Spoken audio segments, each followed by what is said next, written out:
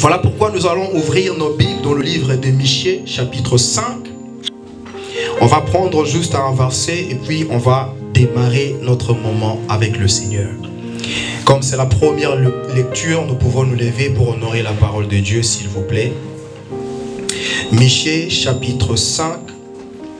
On va lire simplement le verset 2. Il y a le verset 1 pour d'autres personnes, pour d'autres versions, et pour d'autres versions, c'est le verset 2.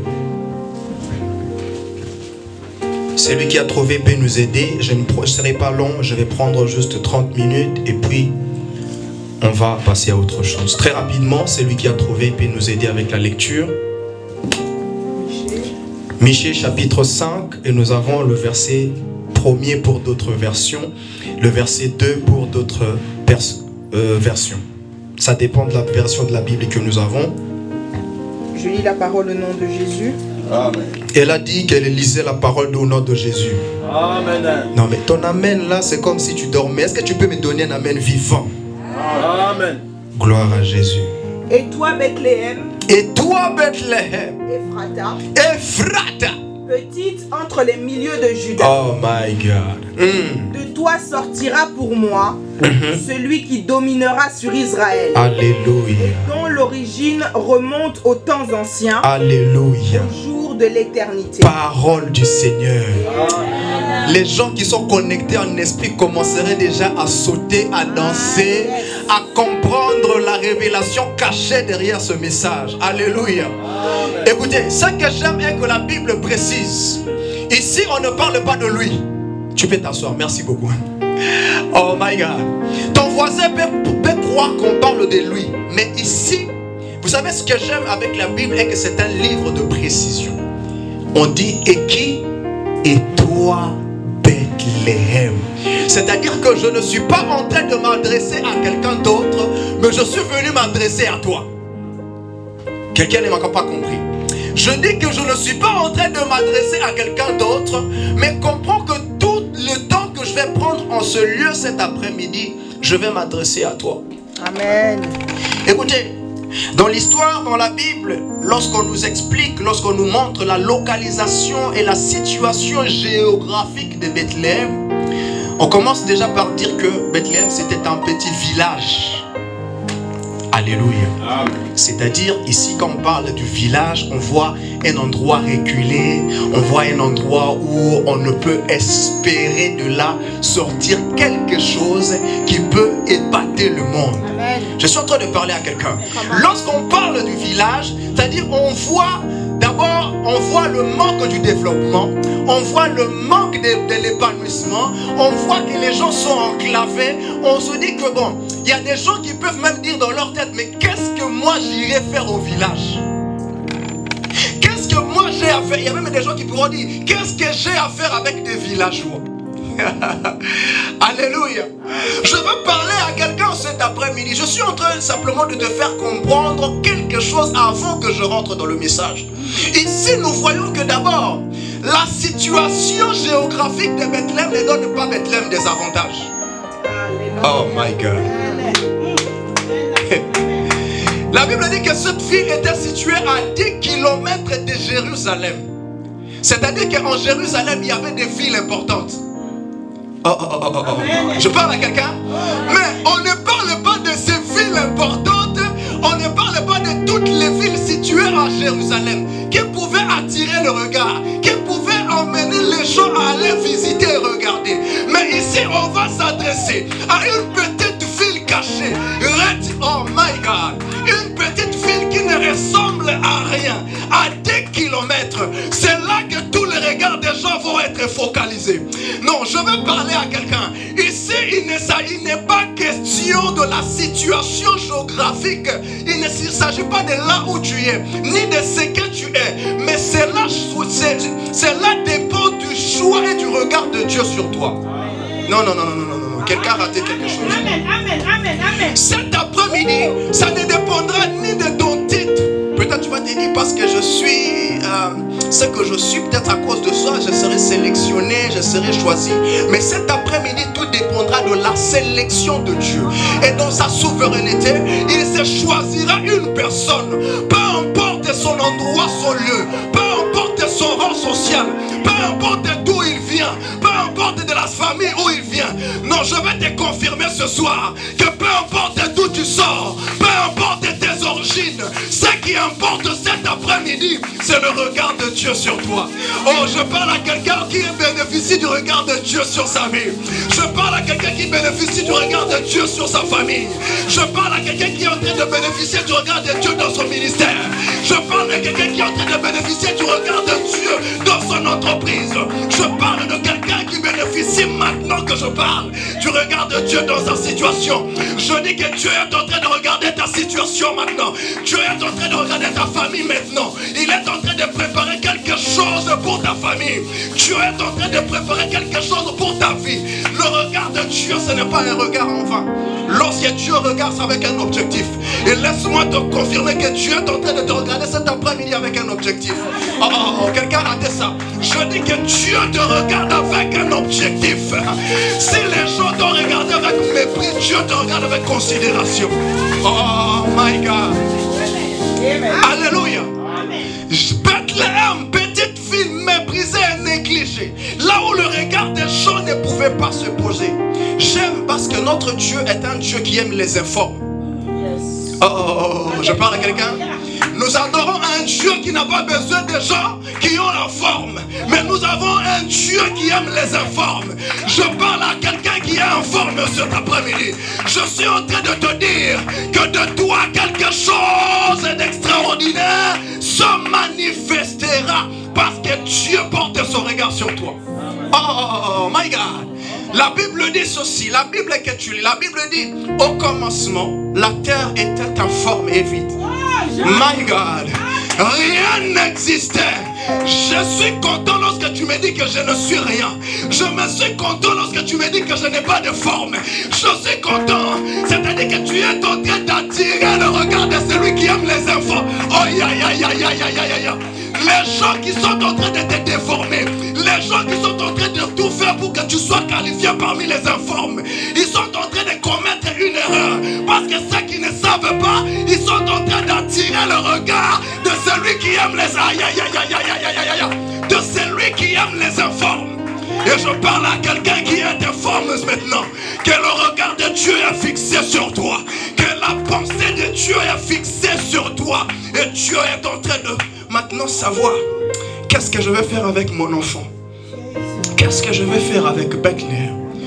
La Bible dit que même il y a des gens qui se posaient des questions, mais est-ce que de cette contrée-là, quelque chose de bon peut sortir? Je vais parler à quelqu'un. Vous savez, aujourd'hui dans les églises ou dans le monde où nous vivons actuellement, la plupart des gens sont attirés par ce qu'ils voient, par la foule. Lorsqu'on arrive quelque part, on trouve une église comme ça, il n'y a pas 100 membres, il n'y a que 40 ou 20 ou 30 membres. On se dit, mais est-ce qu'il y a Dieu ici? Est-ce qu'ici il y a quelque chose qui se passe ici? Oh my God, alléluia. Notre Dieu est un Dieu qui s'en fout de la quantité, mais c'est un Dieu qui tient compte de la qualité. Oh, je parle à quelqu'un. Ne sois pas attiré par la quantité, parce que ton Dieu regardera la qualité. Et je peux te confirmer que là où tu es dans la qualité. Aïe, aïe, aïe, aïe, aïe, aïe. Est-ce que je parle à quelqu'un?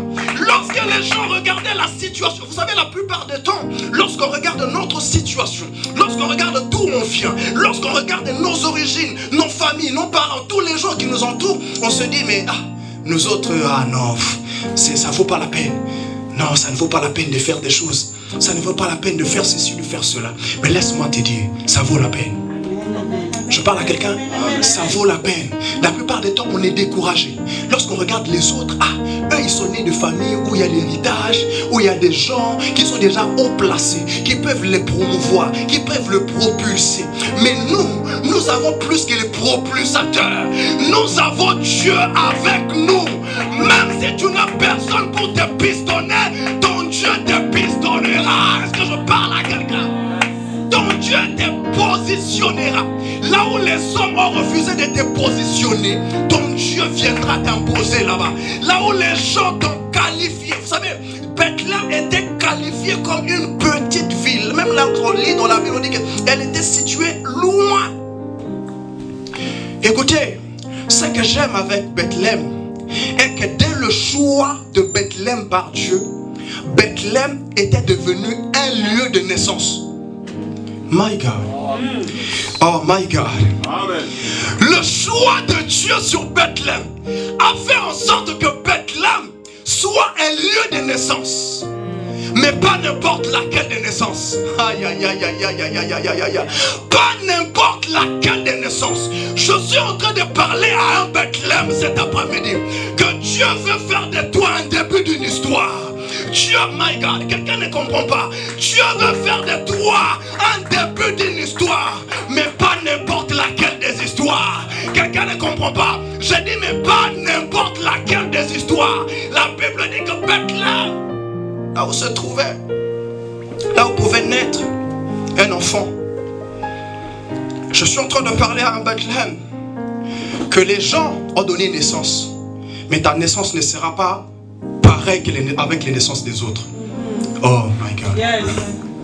Quelqu'un est avec moi? Amen. Ta naissance que tu donneras ne sera pas pareille avec la naissance. Du moment où le regard de Dieu se pose sur Bethléem, tout le monde fixe le regard sur Bethléem. La Bible dit ceci que les magiciens, les gens respectés, les gens qui avaient de l'or, les gens qui avaient tout ce qu'il y avait. Mais à cause de la naissance de Bethléem, Bethléem a une force d'attraction. Bethléem te donne une force d'attraction.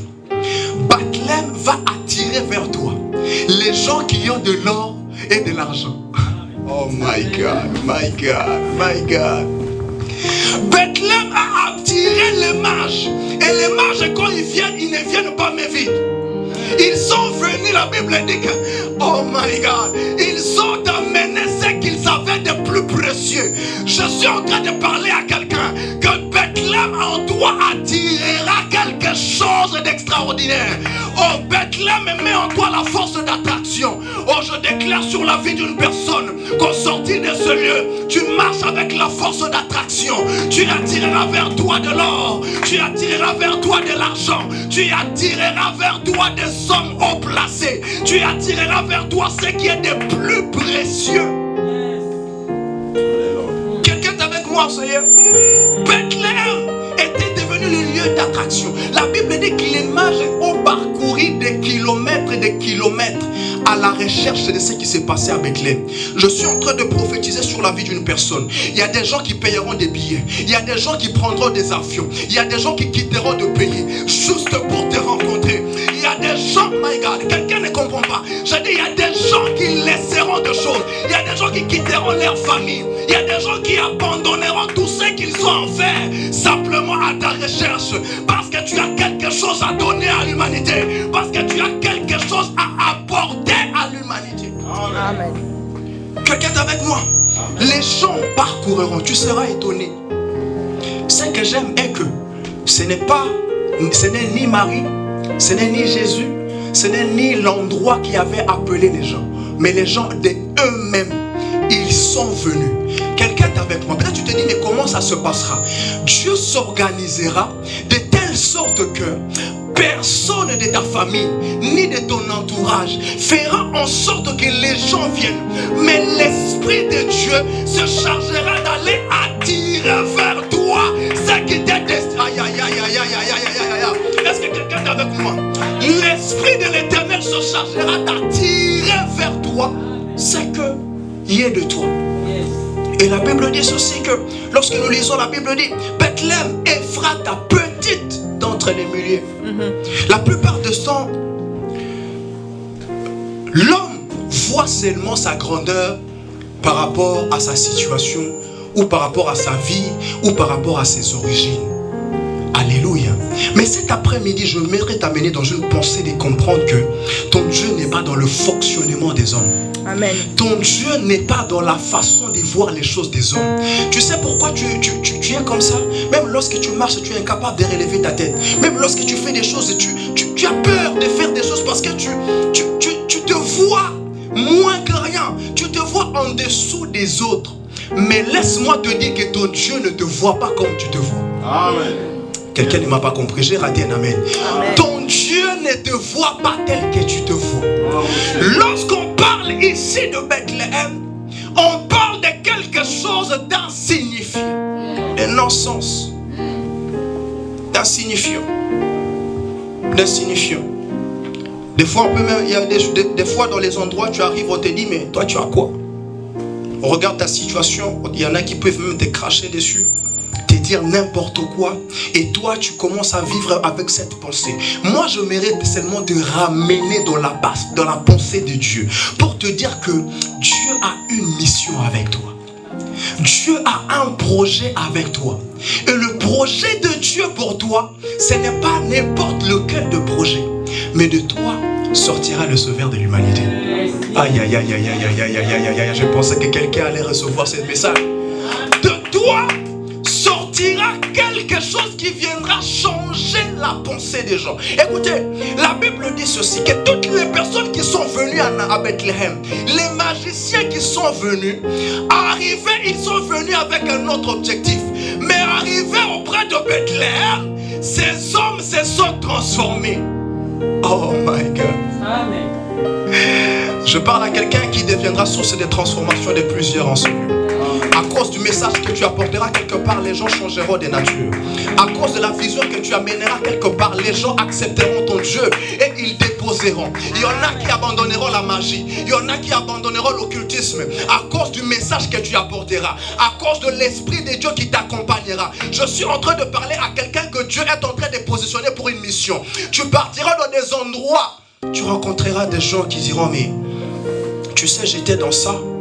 Mais depuis que je t'ai rencontré, à partir d'aujourd'hui, je prends la décision de changer des choses. Amen. À partir d'aujourd'hui, je marchais de gauche à droite. Mais depuis que je t'ai rencontré, je prends la décision d'aller dans le bon sens avec le Seigneur. Alléluia. Est-ce que quelqu'un est avec moi? Amen. Dieu veut faire de toi un canal de transformation de beaucoup de personnes. Maintenant, le problème est que tu dois être disposé. Quelqu'un est avec moi? Tu dois être disposé. Maintenant, le problème, c'est toi. Dieu porte maintenant son regard vers toi. Est-ce que tu laisseras à Dieu la possibilité de faire ce qu'il veut faire avec toi, ou tu résisteras dans ta position et ne pas laisser Dieu t'utiliser? Amen. Vous savez, il y avait plusieurs vierges en Jérusalem. Dieu choisit Marie. Marie n'était pas obligée d'accepter la proposition. Marie pouvait refuser. Mais Marie s'est laissée conduire selon la volonté, selon la pensée que Dieu avait. Je parle à quelqu'un. Marie pouvait avorter. Oh my God. Marie pouvait avorter. Marie pouvait refuser la mission. Si Marie n'acceptait pas la mission, aujourd'hui, elle ne serait pas Marie que nous parlons aujourd'hui. Maintenant, le choix est à toi de savoir. Bethléem, acceptais-tu de recevoir la naissance de celui qui change l'univers? C'est-à-dire quoi? Ici, je vais seulement te dire, toi, Bethléem, lorsque tu acceptes Christ, or la Bible dit, au commencement était la parole était Dieu, et cette parole s'est faite chair. Lorsque tu acceptes la naissance de Jésus, tu acceptes la naissance de la parole dans ta vie. Amen. Oh my God, je pensais que je parlais à quelqu'un. Tu acceptes la naissance de la parole dans ta vie. Et lorsque la parole naît dans ta vie, cette parole, c'est elle qui s'en chargera du reste. Le succès sera accompagné par la parole. L'élévation sera accompagnée par oh my God, oh my God. Je pensais que j'étais en train de communiquer une pensée. Alléluia. Il faut que tu laisses 18h15, gloire à Dieu. J'ai 10 minutes encore. Amen. Amen. Est-ce qu'on peut acclamer le Seigneur? Alléluia. Ici, vous savez, ce n'est pas facile d'accepter la naissance de Jésus, Bethléem. Je sais qu'avant, quand j'étais en train de déclarer des déclarations, Dieu t'a choisi, Dieu dit ceci, Dieu dit fais cela. Je sais que pendant cette partie-là, je savais que j'allais avoir beaucoup d'amen. Mais cette partie, je savais de toute façon que les amens vont disparaître, mais c'est pas grave. On va avancer, ok? Bethléem, Dieu a besoin de ta disposition. Dieu a besoin de ton espace. n'est-il pas écrit que Dieu a fait de nous ses demeures? Oh my God. Je parle à quelqu'un. Jésus est venu naître à Bethléem, c'est-à-dire il a résidé là-bas lors de sa naissance. Et la Bible dit ceci, que nous sommes devenus le temple, c'est-à-dire nous sommes devenus les lieux d'habitation de ce qui s'est passé à Jérusalem. My God, my God. Oh my God. Nous sommes devenus l'image de ce qui s'est passé ce jour-là à Bethléem. Tu es porteur des sauveurs de l'humanité. Bethléem. Je parle à Bethléem. Bethléem, tu es porteur de vie. Bethléem, tu es porteur du changement. Bethléem, tu es... Oh my God, oh my God. Bethléem, peut-être que tu ne comprenais pas ta place. Peut-être que tu ne comprenais pas ta position. Peut-être que tu ne comprends pas pourquoi les gens font toujours référence à toi. Oh my God, oh my God. Peut-être que tu ne comprends pas pourquoi les gens t'appellent tout le temps. Pourquoi tu ne comprends pas pourquoi les gens te sollicitent tout le temps. Bethléem, quelque chose est là déjà. Yes. Aïe, aïe, aïe, aïe, aïe, aïe, aïe, aïe, aïe. C'est là, Bethléem, c'est déjà là. Oh my God. Alléluia. Amen. Je sais qu'avant tu existais à Bethléem, personne ne pouvait te calculer. Mais à partir du moment où tu vois les étoiles, où tu vois les gens de gauche à droite demander, solliciter, ah, papa, est-ce que tu peux prier pour moi? Des fois, il y en a qui fouillent. Tu fouilles. Non. Quelque chose est en toi qui fait en sorte que les gens, le regard des gens, sont attirés vers toi. Alléluia. Nous sommes des porteurs de Dieu sur terre. Nous sommes le porteur de la parole de Dieu. Et ce que j'aime est que tout est lié à la parole. C'est-à-dire que nous sommes des créateurs ambulants. Yes. J'aime. Seigneur Jésus, Seigneur. Quelqu'un est avec moi. Nous sommes des créateurs ambulants. Je marche avec la création. Je marche. Oh, aïe. La Bible dit que Dieu ne demande à Josué de rien faire. Mais il dit seulement à Josué, sois Bethléem. Aïe. Quelqu'un est avec moi? Dieu demande seulement à Josué, sois Bethléem, sois porteur de Christ et la parole. C'est ainsi que dans tout ce que tu feras, quelqu'un est avec moi cet après-midi. Nous voulons voir des gens qui sont capables d'être porteurs de la parole de Dieu. Les gens qui sont capables d'être porteurs de vie. Là où tu passes, Bethléem apporte la vie. Là où tu passes, Bethléem apporte le changement. Là où tu passes, Bethléem apporte la transformation.